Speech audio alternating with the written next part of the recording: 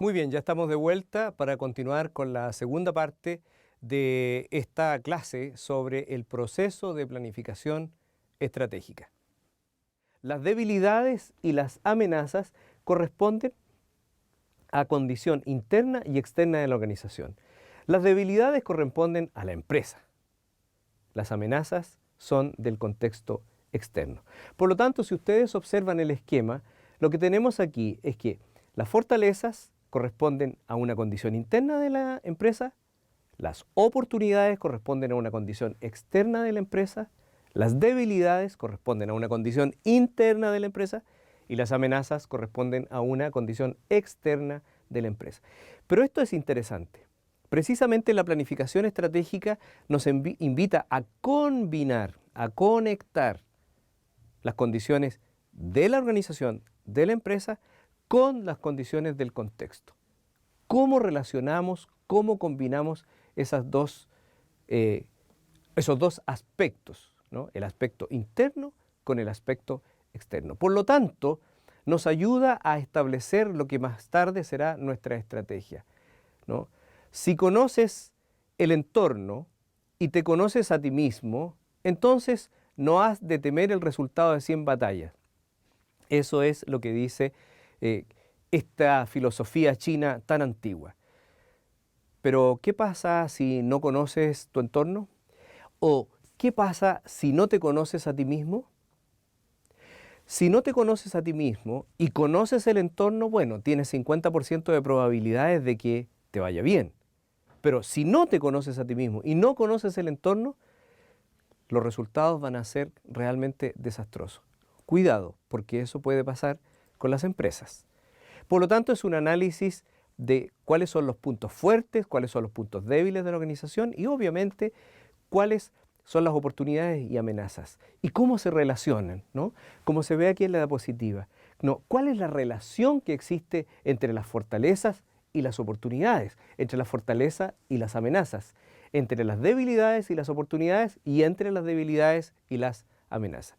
En consecuencia, recoge los puntos fuertes en que nos vamos a apoyar, cuáles son los puntos débiles que hay que superar, cuáles son las oportunidades que hay que alcanzar y cuáles son las amenazas que hay que rechazar. Y vamos a ver más adelante de que esta matriz nos va a ayudar precisamente a determinar con claridad, bueno, ¿qué vamos a hacer? Lo que ustedes están viendo allí es la matriz FODA. Si ustedes observan, en el lado horizontal se encuentran las oportunidades y las amenazas, ¿no? Aparece o 1, o 2, o 3, o 4, se está refiriendo a las oportunidades. Las hemos numerado para cuestión del ejemplo. Y en el caso de las amenazas, si ustedes observan, A1, A2, A3, es lo mismo, ¿no? Ambas son factores del contexto externo. Si ustedes observan la vertical, se van a dar cuenta que allí aparecen las fortalezas y las debilidades. Las fortalezas F1, F2, F3, las debilidades D1, D2, D3 y así sucesivamente. ¿Para qué sirve esta matriz?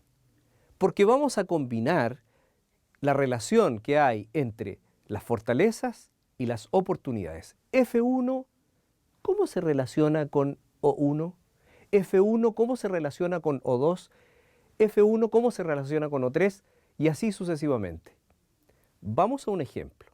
Pensemos en una fortaleza cualquiera que tenga una empresa. Equipos altamente preparados para desarrollar proyectos financieros. Imaginemos que el Estado de Chile levanta recursos, importantes recursos, para el desarrollo de proyectos financieros de las empresas a nivel nacional. Lo que tenemos allí, lo que ha hecho el Estado es que ha puesto en el mercado una oportunidad.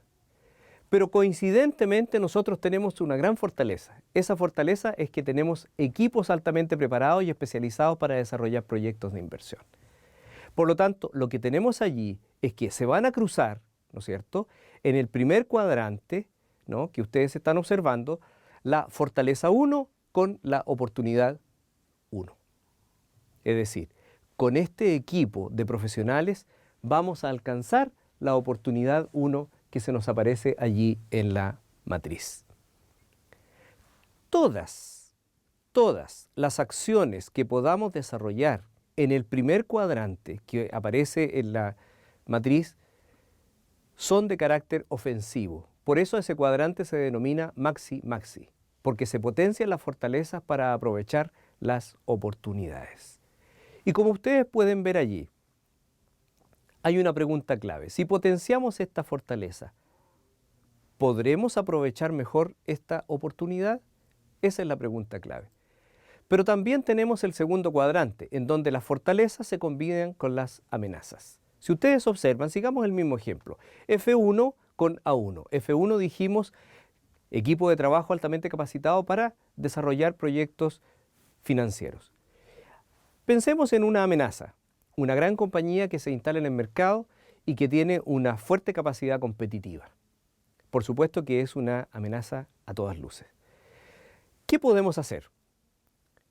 Bueno, la metodología de la matriz FODA nos dice que debemos buscar la fortaleza que nos permita rechazar la amenaza. Aquí tenemos una fortaleza. Sigamos con el ejemplo. La fortaleza que tenemos, este equipo altamente preparado para desarrollar proyectos financieros podrá desarrollar proyectos financieros altamente rentables y altamente competitivos, de manera que a través de ello pueda frenar el avance de esta gran compañía que quiere alcanzar una mayor cuota de mercado. En definitiva, es buscar la forma, y eso es lo que denominamos estrategia, de poder aprovechar lo que tenemos, en este caso las fortalezas, para rechazar la amenaza, para defendernos. Por lo tanto, es una estrategia defensiva. Y si ustedes ven allí la diapositiva, ese cuadrante está hablando de estrategias que nos permiten defendernos. Se llama cuadrante maxi-mini, en donde a través de la fortaleza, ¿no es cierto?, nos defendemos de los efectos de las amenazas. Bueno, y la pregunta allí es, si potenciamos esta fortaleza, ¿estaremos en condiciones de defendernos de mejor manera de la amenaza que hemos encontrado allí en el mercado? Y luego pasamos al siguiente cuadrante, en donde las debilidades se relacionan con las oportunidades. Esto es curioso, porque aquí hay que determinar si esa debilidad nos va a impedir o nos va a poner problemas serios para alcanzar la oportunidad. Y frente a eso, lo que debemos hacer es determinar, bueno, ¿qué debilidad pudiera poner en riesgo alcanzar las oportunidades que ya hemos detectado y que hemos establecido en nuestra matriz? Y cuando encontramos el cruce, entonces decidimos la acción que vamos a tomar. ¿Qué vamos a hacer? Al cruzarse la debilidad con la oportunidad que tenemos allá arriba, ¿no es cierto?, decidimos cuál es la acción que vamos a realizar. Y obviamente la acción que vamos a realizar debe tender a mejorar esa debilidad o hacer desaparecer esa debilidad a través de diferentes actividades o acciones que podemos realizar. Por lo tanto, estamos hablando en este caso del cuadrante mini-maxi y estamos hablando aquí de estrategias adaptativas, ¿no? Bien, y finalmente, el peor de los cuadrantes. ¿Por qué es el peor de los cuadrantes? Porque allí tenemos amenazas y desde este lado tenemos debilidades. ¿Qué significa eso? Que rápidamente tenemos que superar esa debilidad y arrancar, porque de lo contrario, la amenaza y la debilidad va a significar un fuerte golpe para la empresa que puede incluso hacerla salir del mercado.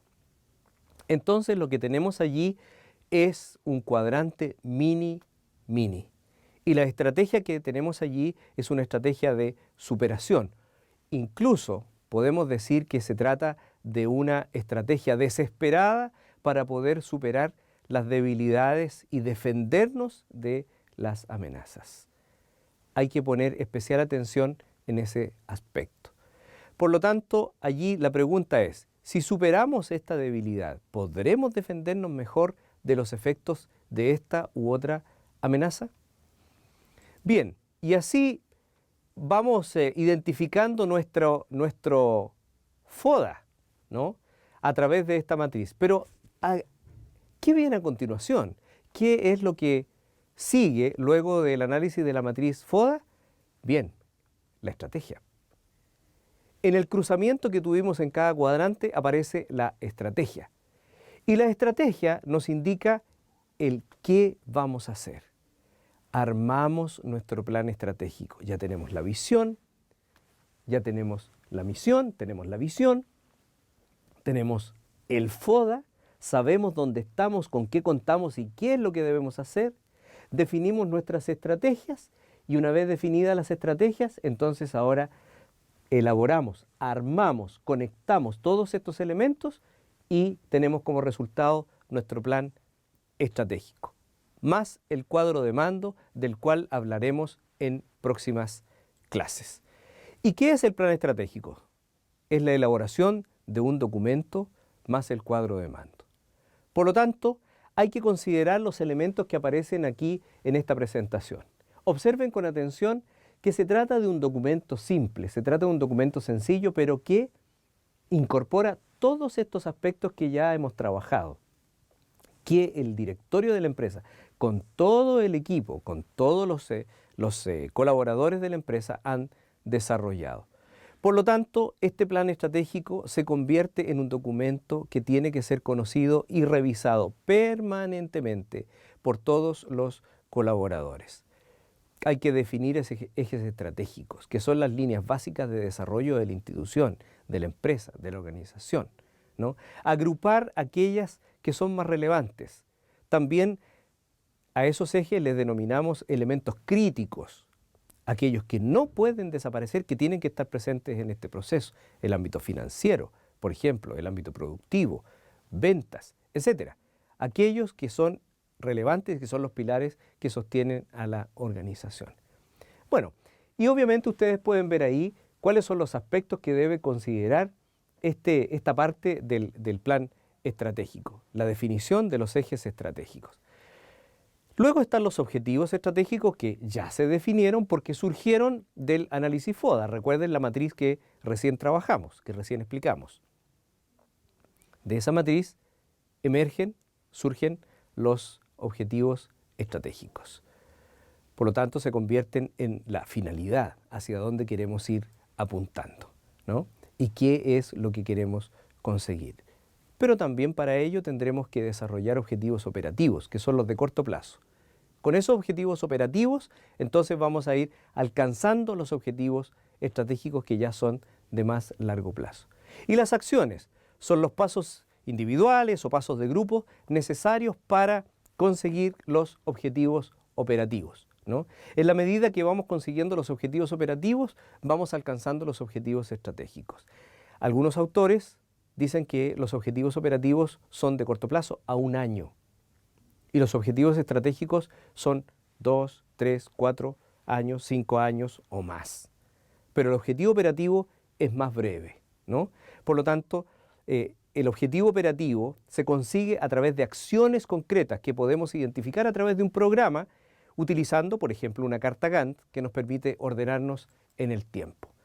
De manera que, al definir las acciones, vamos a tener que definir también a los responsables. ¿Quién se va a hacer cargo de esta acción? ¿Quién se va a hacer cargo de esta actividad?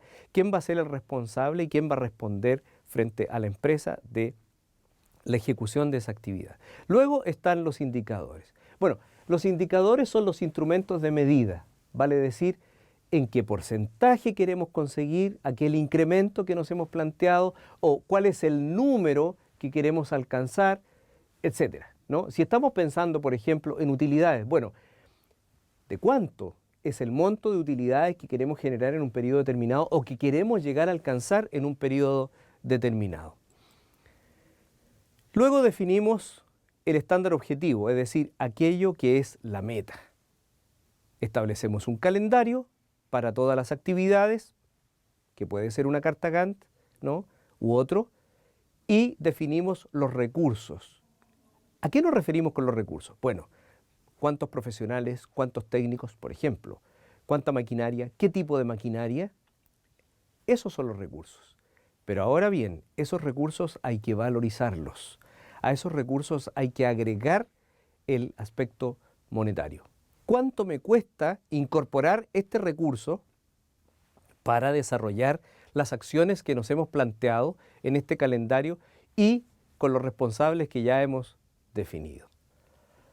Ahora bien, al sumar los recursos de todas las actividades de cada uno de los objetivos, vamos a tener el costo de nuestro plan estratégico, que va a ser muy importante, principalmente para el director de finanzas o quien tenga la responsabilidad de conducir financieramente a la empresa. Y de esa manera ya vamos completando nuestro plan estratégico y nuestro cuadro de mando. Al fin de cuentas, el cuadro de mando se convierte en el panel de control. Si ustedes observan, fácilmente podemos identificar cuáles son las actividades, cuáles son los objetivos, quiénes son los responsables para realizar las tareas y las acciones que nos hemos propuesto. Y de esta manera, entonces, hemos completado este proceso de planificación estratégica. Yo les agradezco la atención que ustedes han puesto a esta clase y espero que las dudas sean las mínimas. Sin embargo, cualquier duda que ustedes tengan, no tarden en preguntar al profesor, que lo van a encontrar siempre disponible. Nos vemos, hasta la próxima.